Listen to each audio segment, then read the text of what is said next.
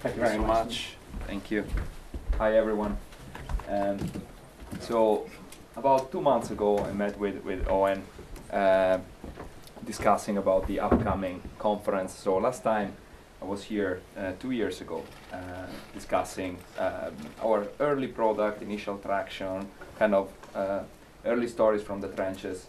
And from that period on, exactly 2 years ago, it's been very pivotal for us because we kind of shifted gear and attacked much bigger clients. We had a tremendous growth.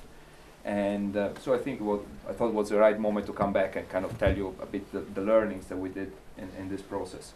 So a few days ago, I sent the slides to Owen, all nicely packaged, our strategic deck whenever we talk at conferences.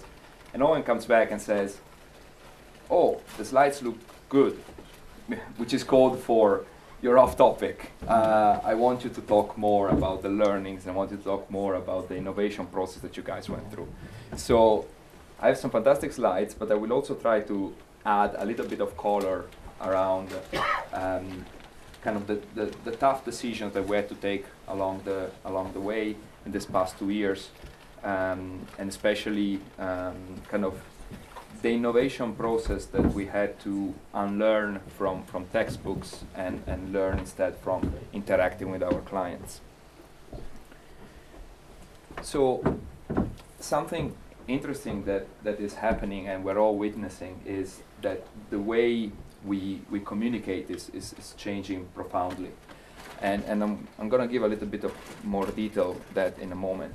But this is one of the earliest signs of human communication. So this dates back about 50,000 years ago from a cave in France.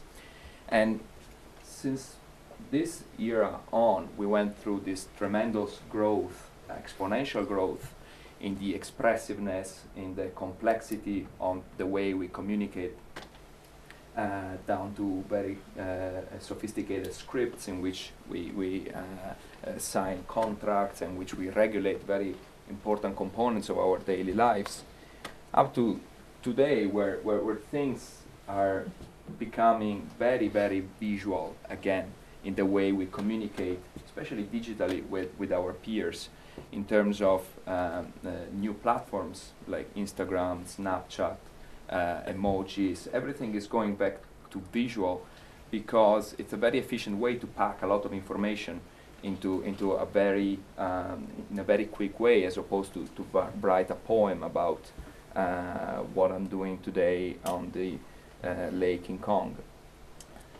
So to put it a little bit more scientifically, we can look at the timeline here, where the earliest signs of sapiens becoming conscious dates back to about 50,000 years ago, where we start thinking besides just the natural instinctive impulse. The earliest sort of signs of an actual script it dates back to the Sumerian, and this was a script developed to keep track of barley and corn quantities. So it's basically accounting. So believe it or not, since we can't get rid of accountants in space or time, and kind of a landmark, a bookmark that I want to put there is sort of the democratization of prose, romance, poetry. So just put it there as a big bookmark in terms of when the new era of communication started approaching, and the complexity, the expressiveness of our language became what it is today. Up to today, where this is the way people tend to communicate, or at least the majority of them, in their everyday life. And it's interesting how during the digital revolution we developed some very sophisticated techniques to plow through the enormous amount of information that has been produced. So, for example, if I wanted to know what people think about Baileys online, I would just go on a platform, search for Baileys, and this platform will bring back all the mentions about Baileys on social media networks, on news websites, and so on. It would measure the sentiment about around what these people are saying about Baileys. The issue is that the moment our communication becomes visual, how do we interpret this? How do we look into the pixel? How do we extract meaning from the pictures? We were very good at doing it with text, but how? What are the tools needed to decode what humans are talking about at large scale via pictures and videos? So the tool that you need is called artificial intelligence, which is today is a very hot word. And I spent kind of all my adult life in this field.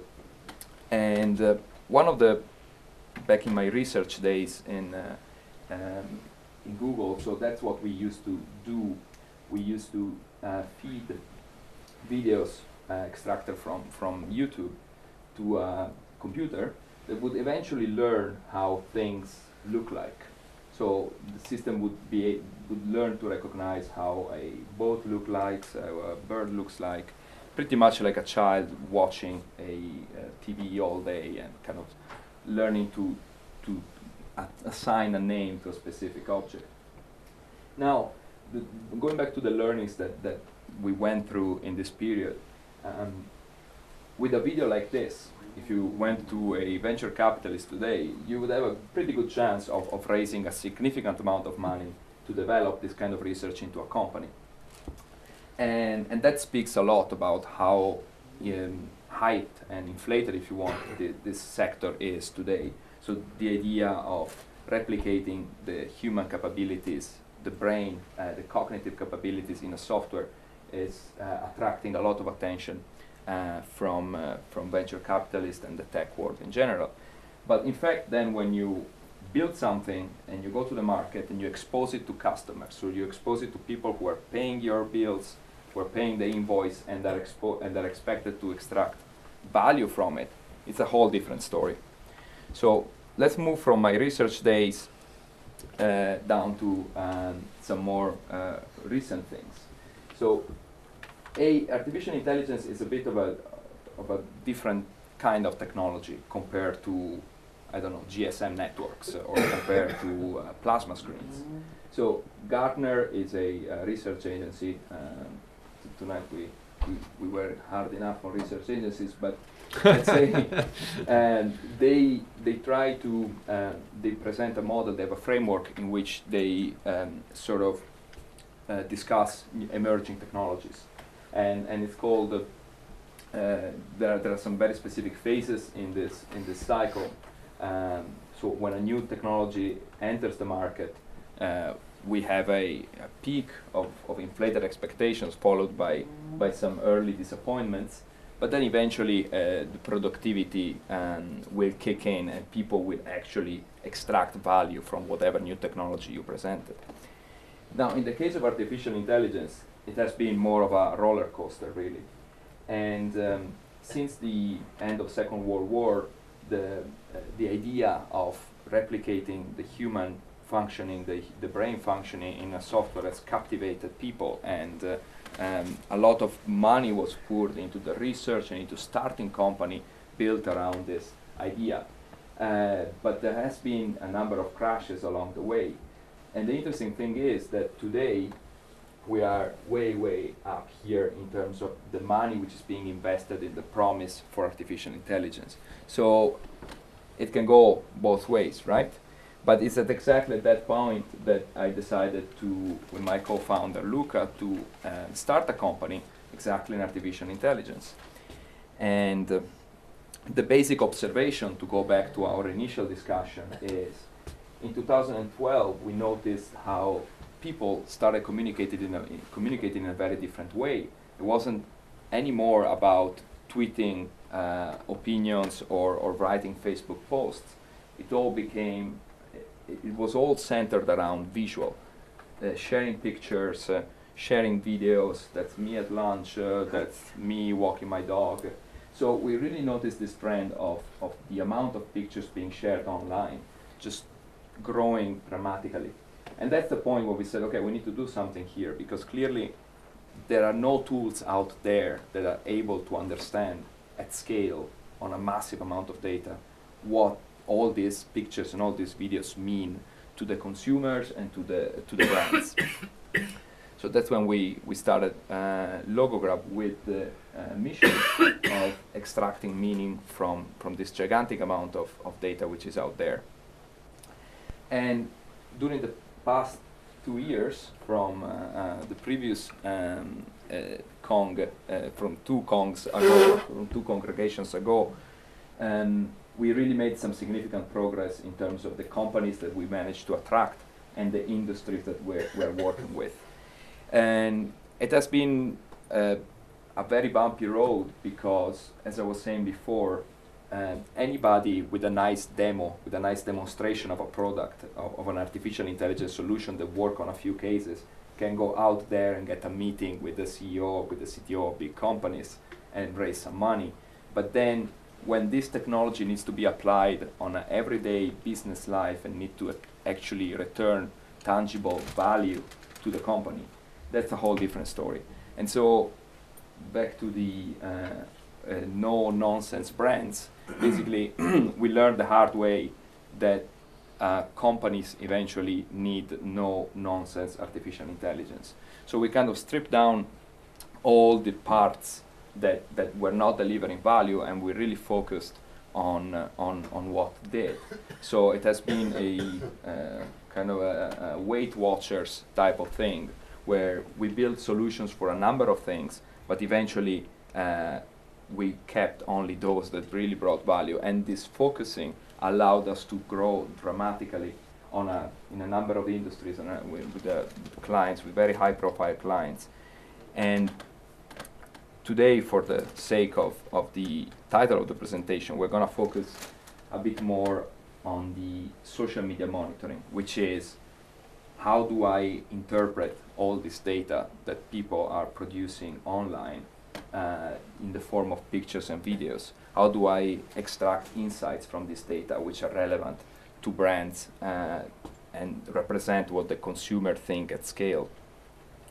So here's an example. Now it gets a little bit too technical. I'm going to surf quickly over these. But in a nutshell, when we're looking at social media pictures, that's actually what the measurements that a brand or a research agency wants to extract. For example, this picture was taken in daytime. It is in an urban environment. It's outdoor, and there is a brand mentioned in the picture. Same thing here. So it's an outdoor picture. There is snow. There are people. There are drinking, and there is Heineken being mentioned there. So these are the kind of the measurement that we found to be the most important for our clients to extract meaning and value from the large amount of pictures which are shared online. And eventually, all this data gets combined in sort of modern behavioral analysis, when then the brands actually take very expensive marketing decisions based on what our data tells them. And I wanted to give you a really hands-on example of how difficult it is today to interpret what people mean. So if we take these two tweets in isolation and we just look at the text, besides the profanity, there's not much more than we can devise from the tweet in isolation. But now if we start looking into the pictures which accompanies this text, we get a very different message. So in fact, this lady watching the soccer match, probably with the husband, couldn't care less apparently about the match, but is enjoying a very good beer. If you're Dutch. So it's a very different message compared to what the text would have told us. And in the same way, on a negative side, here's somebody it's complaining about the product. So the brand manager of Stella Artois needs to be aware that these conversations are happening out there, and these are what we call the actionable insights. So when you take this data, aggregate this data over large volumes, it tells you very important insights that you need to be aware of and you need to take action. So, to bring it all back on our timeline, now we looked at the past, we discussed solutions for the present, but then in terms of future, it's truly mostly unwritten. So we've seen in the past 2 years the decrease of importance in text. So we built very good solutions there to understand human language in text, but today it's all about visual, which is growing at a tremendous rate. But in terms of the future, I guess we'll have to stay tuned in and see what's coming down the pipe, and probably an event like this in the session afterwards is a very good occasion to discuss about this and try to imagine how the communication is going to evolve in the future. A last note on artificial intelligence and the hype and all the money which is going around in these days funding ventures in this field. As we said before, we are at the peak of the hype, of the peak of the volume in terms of investments into this field, and therefore there's never been so many investments being made in artificial intelligence solutions. So it's fair to ask: is this trend going to continue, or are we going into another so-called winter? And my outlook personally is very optimistic for three main reasons. The technology has truly evolved. So the amount of data that computers can process nowadays is an orders of magnitude bigger compared to what they used to be able only 10 years ago. So, and the number of ingredients in the software technology has allowed to really leverage on this gigantic amount of data to build better systems and solve challenges that just 5 years ago were thought unapproachable. Venture capital is also matured, so we see much more data-driven investors basically nowadays. The day of the ballsy banker from New York throwing $50 million into this 2-kid startup without actually knowing what they were doing just because it was artificial intelligence. Those days are gone, luckily. The venture capital has matured a lot. So, and venture capital was in fact one of the big causes of the previous crashes. So that has improved significantly. And lastly, which is a very interesting discussion around the capabilities of artificial intelligence. Most of the previous crashes in artificial intelligence market were because we set the bar too high. People thought they would be able to build a generalist AI that would replicate every single function of the brain, whereas in fact that goal is probably hundreds of years ahead. Today instead we were more pragmatic and understood that it's a much more prolific approach to go after small pieces of the cognitive capabilities. For example, my company, we do very specific, we emulate very specific parts of the human brain, and we don't at all try to do it for language or for other cognitive capabilities that are much more complex than what we're tackling. So we reached this sort of maturity where people understand we will not be able to replicate a human brain in software, but we will be able to replicate certain functions of the human brain in software. And so you have this whole this array of companies specializing in very vertical elements of the artificial intelligence and excelling in this specific silos. So that has helped a lot in focusing the energy of entrepreneurs and of capital and delivering solutions that bring value to consumers and companies. that's all from me, and I look forward to discuss more afterwards with some Baileys and some Guinness Light.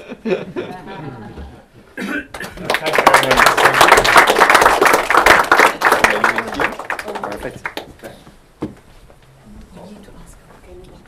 None of them have moved, so maybe just people didn't catch it. Okay, just 07CW3594, is that anyone? No? Or 172T240, That's been moved. that's been moved. Oh, yeah, that one's been moved. Okay, thanks. Right.